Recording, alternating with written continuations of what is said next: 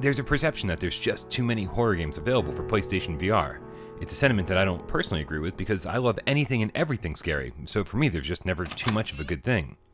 But what I will say is that after playing Paranormal Activity, Don't Knock Twice, and a slew of other great but similar games, I absolutely love when something like Home Sweet Home comes along, seemingly out of nowhere, not only bringing its own flair along with it, but also bringing terror to a whole new level.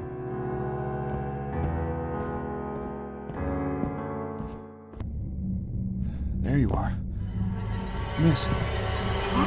What the fuck? Home Sweet Home has a pretty impressive opening hour, leaning heavily into Thai myths, something that's completely outside my wheelhouse. But I was on board within minutes, enjoying a terrifying game of hide and seek that only got better with every turn.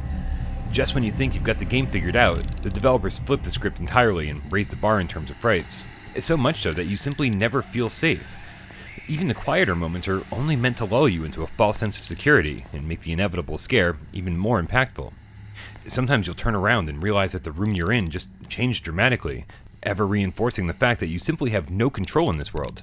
I'll forego my usual speech about how much scarier everything is in VR, but with that in mind, Home Sweet Home does include the non-VR version.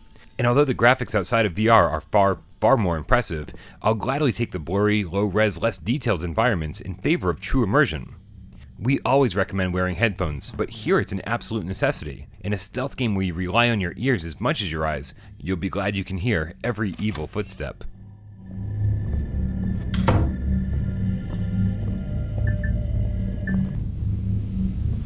Where'd she go?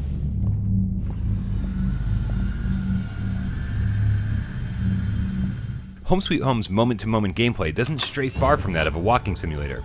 There's plenty to read that fills in the backstory nicely, collectible journal entries, and only the bare minimum of inventory and puzzle solving. There are puzzles, don't get me wrong, but in general the solution is always nearby and always fairly obvious. And don't expect to fight back against your demonic stalkers. This is a game of hide and seek where only the stealthiest survive.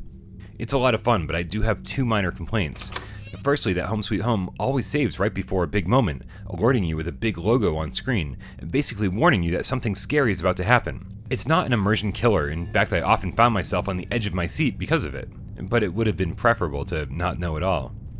And second, the death screens that you'll see a lot of are kind of boring, meaning that there's no real fear of failure, other than having to try that last section over and over and over again.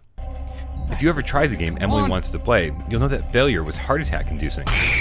Something that could have gone a long way here.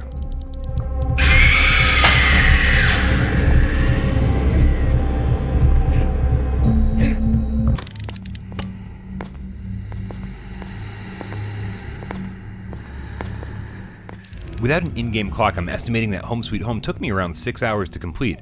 But they were 6 hours of cowering in fear of the unknown, wondering what was past the next corner, and always just a little afraid to turn around. This doesn't have the look or feel of a AAA game like Resident Evil, but the team behind Home Sweet Home never misses a chance to scare the crap out of you, mess with your surroundings, or just screw with your head, making every moment absolutely terrifying.